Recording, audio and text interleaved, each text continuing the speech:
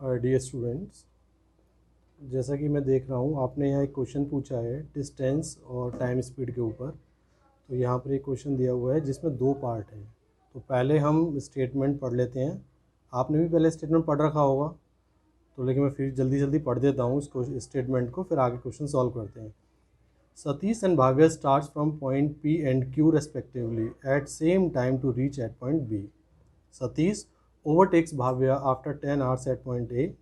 If Bhavya starts 4 hours earlier than Satish, then they will meet at point B after 16 hours. When Satish starts, ratio between distance between Q and A to Q and B is 1:2. Here point P, Q, A and B lies on a straight road. तो here you are seeing that I have shown you calculation.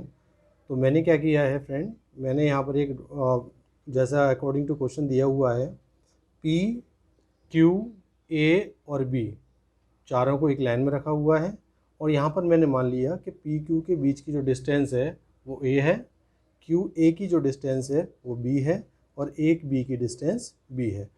क्यों? क्योंकि यहाँ पर ratio जो दिया हुआ है ए to आपका वो दिया हुआ है 1:2 का। तो बी और ये हम क्यू ए आपका बी हो जाएगा, और क्यू बी आपका कितना हो जाएगा 2b हो जाएगा। तो रेशो कितना हो जाएगा 1:2। चलिए आगे करते हैं क्वेश्चंस, और इसमें जो इन्फॉर्मेशन दी है अकॉर्डिंग टू उसके चलेंगे।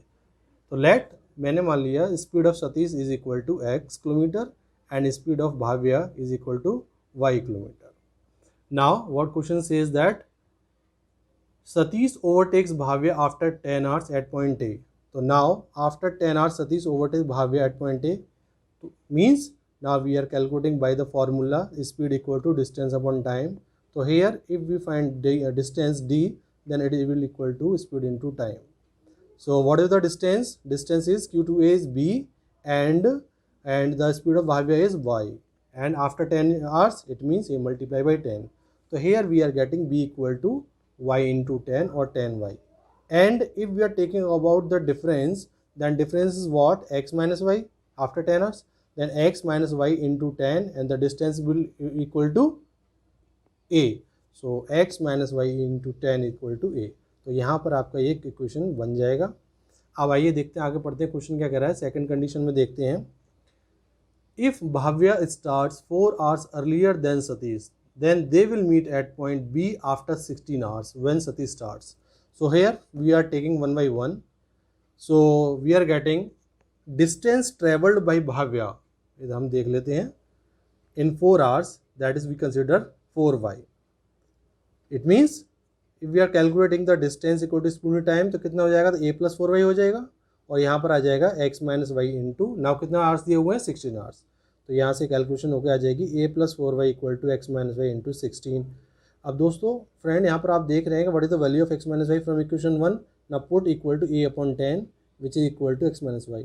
तो यहाँ पर आपने देख लिया कि a plus 4y equal to a upon 10 into 16। इसको सॉल्व करेंगे तो ये यहाँ पर y की value in terms of a आ जाएगी 3a अपॉन 5, यहाँ पर देख रहे हैं। और अगर a की वैल्यू आपको निकालनी है इन टर्म्स ऑफ y, तो ये हो जाएगा 20y अपॉन 3। ये कैसा आया दोस्तों? यहाँ से देखिए, अगर हम वैल्यू निकालते हैं यहाँ पर, तो यहाँ पर ये वैल्यू आ जाएगी 20y अपॉन 3, क्योंकि यहाँ पर 5 को मल्टीप्लाई करेंगे 4 से और 3 का डिवाइड करेंगे। अब दोस्तों देखिए यहाँ पर देगा होगा b equal to y into 10, यानी यहाँ से अगर y की वैल्यू निकालें तो कितना आएगा b अपॉन 10। तो अगर ये वैल्यू हम यहाँ पर पुट करते हैं तो ये आ जाएगा आपका a equal to 2b upon 3। इसे हम इक्वेशन 3 मान लेते हैं। लेकिन अब यहाँ पे देख रहे हैं but Satish can travel and reach point be in 16 hours। तो दोस्तों यहाँ पर क्या होगा हम देखते हैं। यहाँ पर आपकी एक इक्वेशन बन जाएगी 16 hours के लिए। तो जो डिस्टेंस आपको दोस्तों दे रखी है वो और स्पीड दे रखी है, तो 16x इक्वल टू हो जाएगा आपका 2v प्लस a। तो यहाँ पर इक्वेशन 4 बन जाएगी। लेकिन अगर हमने आपको पहले क्या दिखाया था, a की वैल्यू क्या आई थी 2v/3 आई थी फ्रॉम इक्वेशन 3, तो यहाँ से a की वैल्यू को पुट कर देंगे तो ये आ जाएगा 16x equal to 2v plus 2v/3। तो ये आ जाएगा 16x इक्वल टू 8v/3। तो यहाँ से फ्रेंड अगर हम वैल्यू निकालेंगे b की, that is equal to 6x। हम पहले ही b की वैल्यू फाइंड आउट कर चुके हैं इन टर्म्स ऑफ a। वो कितनी आई थी वो आई थी आपकी 3a/2, जो हमने b को रिप्लेस कर दिया इन टर्म्स ऑफ a। तो यहाँ से x की वैल्यू a के टर्म्स में आई a/4, हम पहले निकाल चुके हैं। b की वैल्यू 6a/4 यानी 3a/2 आ जाएगी, और y की वैल्यू आ जाएगी 3a/20। तो दोस्तों हमें क्वेश्चन सॉल्व करने से पहले इतनी कैलकुलेशन सीखनी होगी कि किस तरह से आपकी ये क्वेश्चन आया है। Now further we are moving on question. Question number 6 कहता है आपका कि if distance between point A and point B is 180 kilometre, यानी आपकी जो ए वैल्यू थी यानी आपकी बी वैल्यू जो थी वो किसके इक्वल है 180। तो यहाँ पर देख लीजिए एज पर द क्वेश्चन हमने लिख लिया B equal to 180 kilometre. Okay, लेकिन हम यहाँ पर बी की वैल्यू क्या निकाल चुके हैं 3a/2। ना put the value of B in terms of A, that is 3a/2 equal to 180। तो यहाँ से ए की वैल्यू आ जाएगी आपकी 120 किलोमीटर पर आवर। तो अब यहाँ पर क्या पूछा है कि find time taken by Bhavya to reach point C which is 432 kilometre ahead of point B, यानी बी से हमें कितना आगे चलना है 432 किलोमीटर। तो रिक्वायर्ड टाइम क्या हो जाएगा, तब बोथ डिस्टेंस आपकी आ जाएंगी QA प्लस QB और plus 432 which is equal to BB। तो यहाँ से वैल्यू आ जाएगी 3/2 प्लस 3/2 प्लस 432, ये आपकी टोटल डिस्टेंस हो गई डिवाइडेड बाई आपकी स्पीड आ जाएगी। तो ये आ गया 3/20, यहाँ से y की वैल्यू आ जाएगी।